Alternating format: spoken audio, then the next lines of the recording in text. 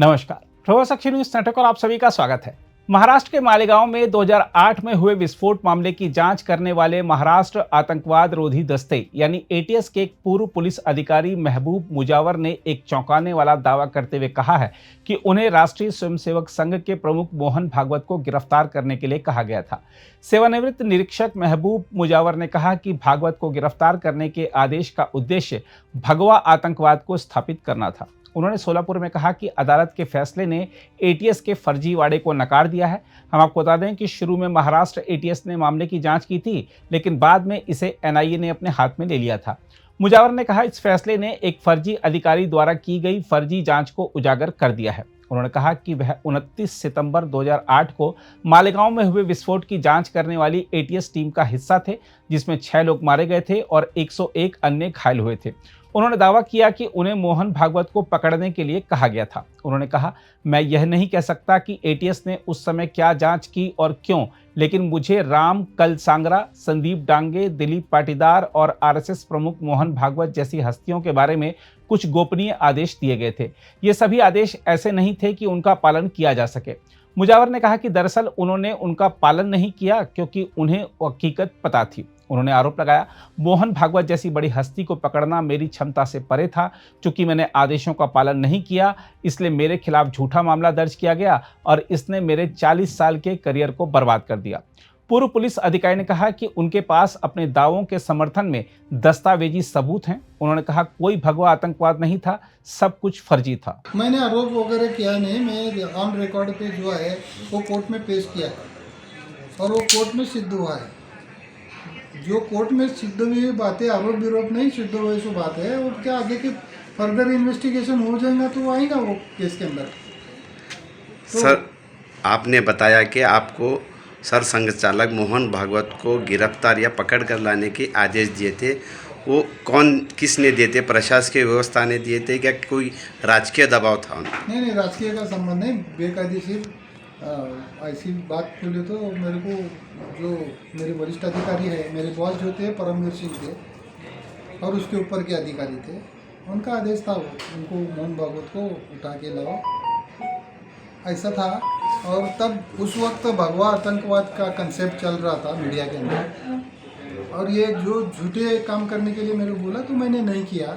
उसकी मेरे को सज़ा मिली, झूठा काम नहीं करने से मेरे को अटक किया गया, जेल में डाला गया और मेरी बदनामी की गई। फिर मैं वो केस के अंदर मेरे पास जो भी एविडेंस है वो मैंने कोर्ट में पेश किया और मैं निर्दोष छूटा। ये निर्दोष जो छूटा हुआ मैं 10 साल हो गए ये बात को। और ये डॉक्यूमेंट में एनआईए के कोर्ट में गई ये डॉक्यूमेंट और उसका भी कुछ ना कुछ उसके अंदर नोट है। सर, मोहन भागवत जी को गिरफ्तार करने के आपको लेखी ऑर्डर मिले थे या सिर्फ ओरली बता दिया गया था कि उनको पकड़ कर लाएं? देखो, मेरे को कायदेशीर नियमित है, तुम एकदम बार बार मोहन भागवत जी का नाम लेते हुए तो अच्छा नहीं है। तो एक बार मैं बताया, वो बात बताया तो मेरे को जो भी है कायदेशीर आदेश था, मगर वो उसमें का कंसेप्ट था वो झूठ था। जो है मेरे पास जो रिकॉर्ड है वो है तो बोल रहा हूँ, छाती ठोक के बोल रहा हूँ, हिम्मत से बोल रहा हूँ, सच्चा बोल रहा हूँ। कोर्ट में मैंने एफिडेविट दिया है इसके अंदर और मेरे पास एविडेंस है उसका। तो बार बार तुम वो मोहन भागवत को उठा के लाए ऐसे जो बोल रहे हैं ना, जो एक बार बोला वो बराबर है वो। सर, जो चार्जशीट दाखिल की गई है उसको अगर गलत साबित होती है तो उन जो तपास अधिकारी है क्या उन पर कार्रवाई होने की आप मांग करेंगे? देखो, मेरा क्या संबंध नहीं ना उसके अंदर, मैं क्यों मांग करूँगा उसके अंदर? वो जो कार्रवाई उनके ऊपर करो, मैं ओपिनियन देने वाला कौन हूँ? मेरे बारे में जो हुआ वो बता रहा हूँ मैं। बाकी का क्या होने वाला है, इसका मैं जो बोल रहा हूँ उसका परिणाम क्या निकलने वाला है, मेरे को उसका फ़ायदा होने वाला है क्या नुकसान होने वाला है, मेरे को मालूम नहीं है। और मैं इसके बारे में मेरे को आज पूछा जा रहा है बोल के बोल रहा हूँ मैं। इसके पहले तो मैं रिकॉर्ड पे लाया हूँ वो बात को।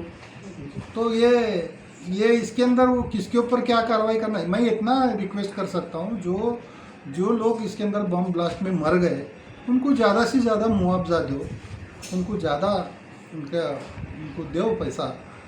कोर्ट में न्यायालय ने भी 2-2 लाख जो ऐसा बोला है, उससे ज़्यादा उनको मुआवजा दिए तो उनका परिवार ठीक से रहेगा, उनके ऊपर भी अन्याय हो गया। इस मालेगांव नतीजे या निकाल के बारे में राज्य सरकार को क्या सर्वोच्च न्यायालय में इसकी अपील दाखिल करना चाहिए क्या? इसके बारे में गवर्नमेंट क्या करने वाला है? मैं एक घर में बैठा हुआ आदमी हूँ, मेरा क्या कौन सुनने वाला, और वो कहीं वैसी बात करने का मेरे को क्या अधिकार है?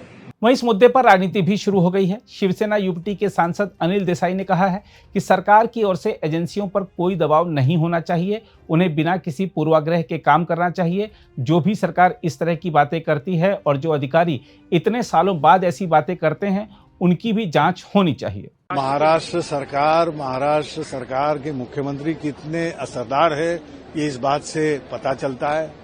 जहां पे आपको ऐसे मंत्रियों के ऊपर एक्शन होनी चाहिए, ये साधारण बात सभी चाहते थे, सभी को लगातार लेजिस्लेटर से लेके वो मंत्रियों तक कि अगर इस बात पर आप एक्शन नहीं लेंगे तो फिर कौन सी बात या कितना बड़ा गुनाह होना चाहिए किसी मंत्री ने करने पर कि जहां पे आप सोचेंगे तो साधारण आदमी के साथ में क्या होगा महाराष्ट्र के हम लोग क्या सोचते होंगे। इसकी अगर जान है तो अपने जो परिणाम वो ले आते हैं मुख्यमंत्री, उसके ऊपर एक्शन।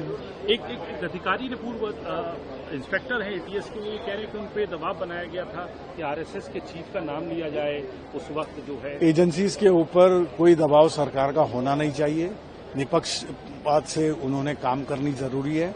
और सरकार, अगर कोई भी सरकार हो, इस तरह की बात करती है और जो अधिकारी इतने सालों के बाद कह रहा है, उसके ऊपर भी देखना चाहिए कि भाई उस वक्त आपने क्यों नहीं ये किया, आपको किसने रोका था, या आप किस लिए, अगर आप भी उस दबाव में आते हैं तो गलत काम करते हो आप, तो देश को भुगतने पड़ते हैं ऐसे परिणाम, तो वो भी देखना चाहिए। और सरकार ने इन एजेंसीज, प्रोबिंग एजेंसीज या जांच एजेंसीज के पीछे इस तरह का दबाव तंत्र नहीं रखा। अगर आप भी लेना चाहते हैं देश दुनिया की तमाम जानकारी तो आज ही सब्सक्राइब करें हमारे चैनल को। साथ ही नीचे दिए बेल आइकन को जरूर दबाएं ताकि हर अपडेट आप तक पहुंच सके।